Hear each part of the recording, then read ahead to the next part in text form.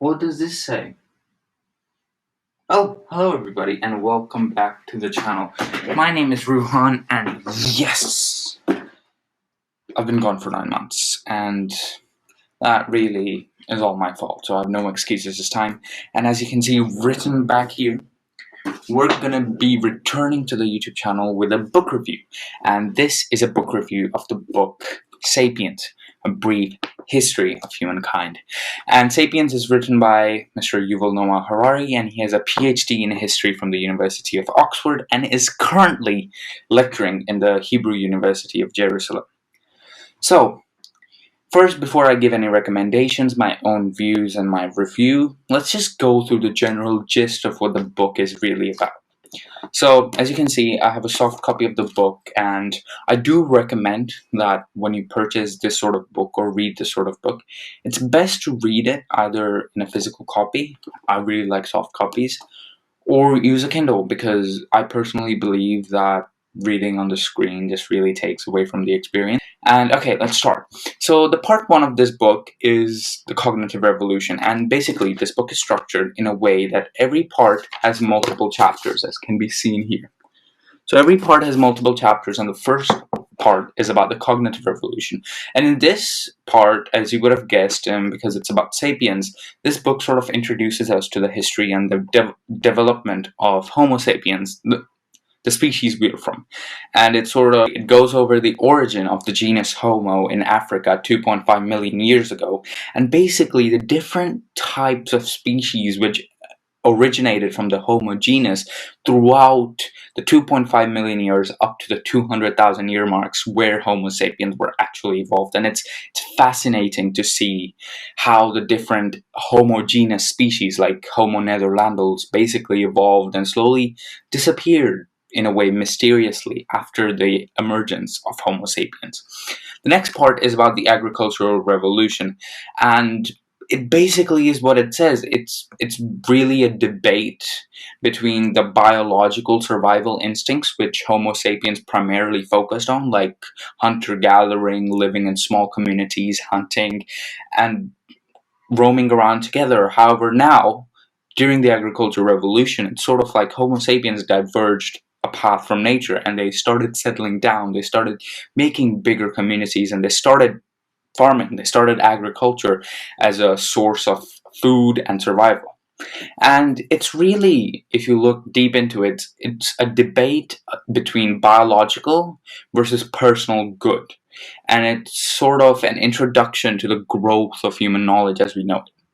And then during part 3, which is titled Unification of Humankind, it strenuously discusses the importance of imagined realities in human societies, and basically how most of what we do today and most of what we take for granted in the modern day world or during the past are parts of imagined realities which are shared amongst all humans, just to ensure that we live a fulfilling life and that society exists, and how society isn't really as fundamental as we think, but it's just an imagination and an imaginary world which we have created and we all believe in.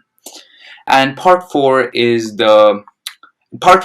is titled The Scientific Revolution, and like its name suggests, it's really about the discovery of ignorance, as Yuval Noah Harari phrases it. It's sort of the time when humans realize that, ignorance is a big problem and we suffer from it, so let's not be ignorant and start exploring the world using the scientific method. And it's a fascinating chapter. It covers everything from Greek philosophers all the way to modern day discoveries, like I believe it also talks about the Large Hadron Collider, if I'm not mistaken, and it's really well written. And overall, because Yuval Noah Harari is a history PhD and not a science PhD, it really discusses and takes a deep delve into the role of economics in the modern day evolution of science, and really how important capitalism turned out to be when it comes to the modern day scientific structure and the scientific method which is used. Okay, so now that was the general gist of the book, so now let's do what you're here for. So Personally, Sapiens is a great recommend. Like, everyone on YouTube recommends it. That's personally why I read it. And it's just a really good book to start on a non-fiction reading journey. I personally used to read a lot of fiction and really never touched non-fiction. And this has really been a great stepping stone. And it really balances very well between just factual claims and humorous language and just communicative and memorable sentences and quotes. And it's really packed with information. It's for everyone. It contains a lot of history, it contains a lot of humanities, it contains a lot of science, and surprisingly, it also contains a lot of philosophy, and that's where I wanted to get to. And I personally, after watching a lot of reviews on this book before I read it, because I normally read books after I get a lot of reviews about it, is that a lot of people really credit Yuval Noah Harari on his use of factual and primary and secondary resources, which go on to making this amazing book, which are all cited, by the way, so this is very factually accurate. But no one really talks about the philosophical aspect of it. And there's a part in, I believe, the Agricultural Revolution, where he talks about the development of human society and how that has really impacted individual fulfillment. And it's very counterintuitive to think that someone who was a forager, a hunter-gatherer, might have enjoyed life more than someone who was living during the Agricultural Revolution, and how the Agricultural Revolution was more a step towards like biological accomplishment in the sense that humans grew in population. But personally, individuals were eating much less nutritious food and suffering from many more diseases.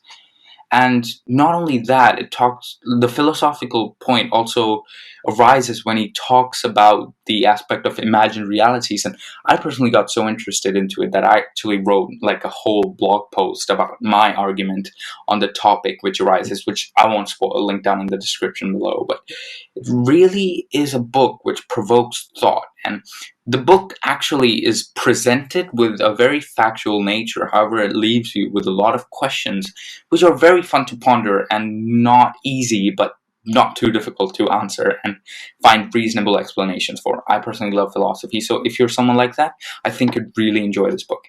Last but not least is my turn of recommending it to different age groups and different types of people that might really not enjoy this book. So firstly, I would say that this book, if you can easily understand like grade 4 or 5 science, this book is great for you. It's written very well. It'll give you a head start on a lot of biology and science topics, but that's great. You know, we love science here. And really would encompass someone's interest into science if they're looking for it. And not only science, I think it's great for someone who wants to do humanities. It contains a lot of economics and really gets into the crux of why economics and the humanities, like the history and philosophy, subjects like that actually exist. It's a really fascinating book all around. And the age group, like I said, if you can understand 4th, 5th grade science, so like if you're 12, 13, this book is great. You won't have any problems understanding it.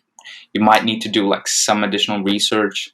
There might be some topics, especially towards the start, which talk about reproduction stuff if you don't really want to read about it, so maybe delay it a bit in that sense. Otherwise, it's a great book, fascinating read, would recommend. Last but not least is this book, as probably you can tell from the title, believes in the theory of evolution by Charles Darwin.